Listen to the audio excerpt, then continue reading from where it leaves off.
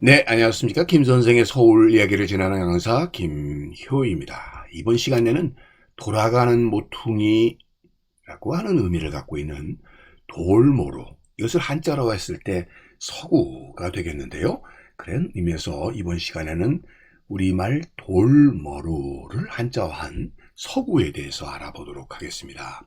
지금 밑에 보시는 것처럼 이 19세기 경조 오부도에 이 한자로 석우라고 쓰여져 있는 곳을 오늘날의 이 남영역 일대가 되겠는데요.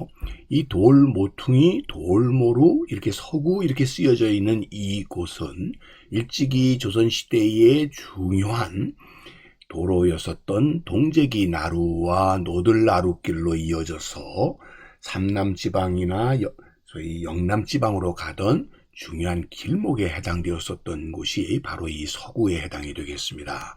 그래서 이 기록을 보게 되면 숭례문 남쪽 이문동을 지나 주교 청파 서구참까지 사리이며 이 서구참에서 길이 나뉘어져서 동작진까지는 8리의 거리다 이렇게 되어 있습니다. 그래서 서구라는 지명은 청파동 모퉁이에 돌이 있었다 해서 돌모퉁이, 즉 돌모루라고 불렸던 것이 바로 이 오늘날 서구로 이렇게 바뀌게 되었다라고 보시면 되겠습니다. 그런 의미에서 조선시대 교통통신을 원활하게 위한 이런 역참제도를 두었을 때 이 서구참이라고 하는 것이 청파역과 연결을 해서 삼남지방으로 갈리는 중요한 교통상의 결결점, 오늘날로 얘기하면 인터체인지에 해당되는 곳이 바로 이 서구였었다라고 보시면 되겠습니다. 전국적으로 이 돌모루라고 하는 지명은 지금 보시는 것처럼 경기도 일대에만 해도 이렇게 많은 돌모루라고 하는 지명이 남아있는 것으로 봐서도 지형적인 특성으로 인해 생긴 지명이라고 이렇게 볼 수가 있겠습니다. 그래서 오늘날 이 청파로가 되겠는데요.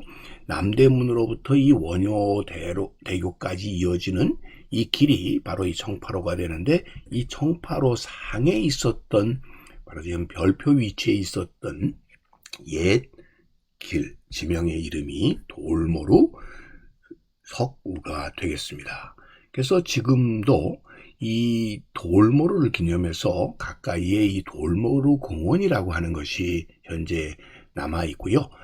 현재는 남영역이 있는 이 남영역 교차로에 한 그 오피스텔 자리가 현재 이 돌모루였었던 것으로 이렇게 추정이 되고 있는데, 이곳에는 도로 이것과 관련되는 이런 표지석 등은 남아있지는 않습니다만 요 자리가 길목에 돌모루에 해당된다 이렇게 보실 수 있겠습니다.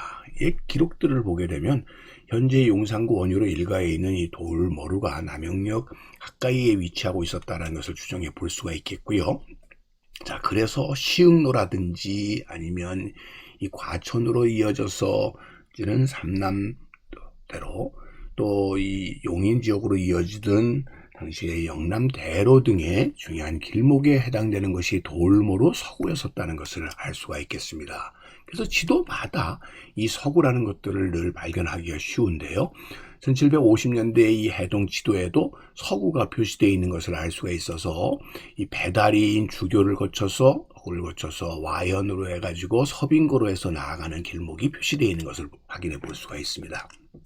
자, 뿐만 아니라 이 동국 여도에도 이 돌모루가 이렇게 표시되어 있는 것을 이 지도에서 이렇게 확인을 해 볼 수가 있는데, 한강을 끼고 중요한 소위 나루와 연계되었었던 길목으로 오늘날의 이 노량진이 있는 노량으로 이어지고 동제기 나루로 이어지는, 그래서 노들나루, 동제기 나루로 이어지는 중요한 길목에 해당되었다라고 보시면 되겠습니다. 거기다가 서빙고 나루로 이어지는, 그래서 이 돌모루라고 하는 것이 아주 교통상의 중요한 거점의 역할을 해왔었고, 여러분들 이 이도령이 암행어사가 되어서 남원으로 내려가던 저희 그 암행어사로라고 하는 이런 추정로에서도 이 소설 속에서도 이런 돌모루가 등장하고 있는 것을 통해서도 이 서구가 중요한 길목이었다는 것을 다시 한번 확인해 볼 수가 있겠고요. 우리말로 표기되어 있는 이 경조 오부도에서도 돌모루라고 이렇게 표시되어 있는 것을 확인해 볼 수가 있겠습니다. 자, 일제강점기로 들어서게 되면서 일본인들이 만들어낸 지도에서도 이 돌모로 위치를 확인해 볼 수가 있겠고요. 자, 그런 의미에서 지금 여러분들이 별표로 표시되어 있는 지역, 그래서 청파 다음으로 등장하는 바로 이 길목에 해당되는, 그래서 지금처럼 이렇게 터널화되어 있던 곳에 바로 돌모리가 있었다라고 하는 것을 확인해 볼 수가 있겠습니다. 특별히 당시에 우리의 조선시대의 중요한 통로가 이렇게 기찻길이 쭉 놓이게 되면서 그 길 자체가 끊어져 버리게 되었다라고 보실 수 있겠죠.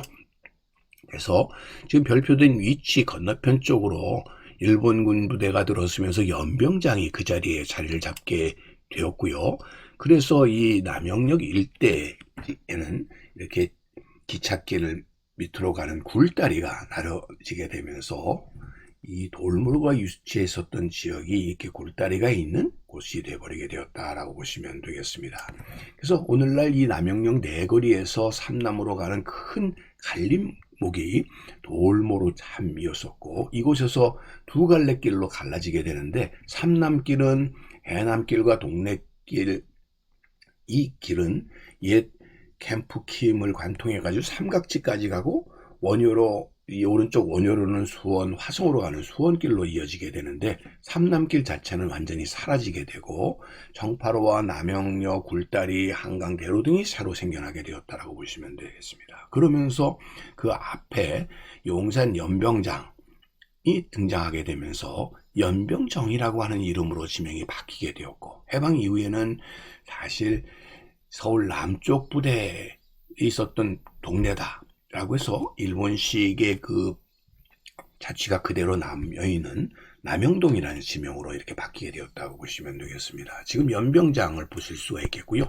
이 연병장이라고 하는 곳에 연병정이라고 하는 마을이 생겨나게 되었고, 이 근처에 소위 일본군 군인 가족 등이 거주를 하는 마을들이 생겨나면서 그곳에 공설시장이 나타나게 되었으면서 전차역으로서도 이 연병정역이 생겨나게 되게 되었다라고 보시면 되겠습니다. 그러다 보니까 돌무르라고 하는 것 자체가 점차 사라져버리게 되고, 이 역의 이름을 딴 연병정이라고 하는 렘페이초라고 하는 지명이 나타나게 되었던 것이고요. 그것이 해방되고 나면서 남영역, 남영동으로 이렇게 바뀌게 되었다라고 보시면 되겠습니다. 그래서 1922년도에 서양식 쇼핑몰이었었던 이 공설시장, 용산 공설시장이라고 하는 것이 결국 연병장 공설시장 이렇게 불렸었던 것이 오늘날 이 남영 아케이드로 이렇게 변화되어서 이어져 올 수 있게 되었던 것도 그것 때문이라고 보시면 되겠고요.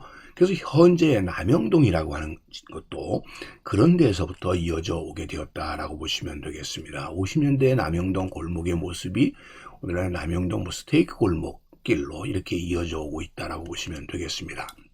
그래서 이런 모습들을 갖추게 되었다라고 보시면, 그런 의미에서 이 돌모루에서 기찻길이 놓이게 되면서 삼남길의 기능 자체가 끊어져 버리게 되면서 이를 대체하게 되는 기찻길의 저희 전철역으로 남영역이 생기게 되었다라고 보시면, 그런 의미에서 옛 지명을 그대로 살려서 일본식의 지치가 남아있는 이런 남영역이라는 것 대신에 돌모르역으로 이름이 정해졌으면 얼마나 더 좋았었을까 하는 아쉬움이 남는 것이 바로 이곳 돌모르에서 바라본 남영역의 모습을 통해서 느껴지는 감정이 아닌가 싶습니다. 지금 현재 추정되는 돌모르 위치에서 바라본 이 철길 남영역의 모습을 바라보면서 오늘도 꽃밭을 가꾸는 김 선생이 말씀드렸습니다.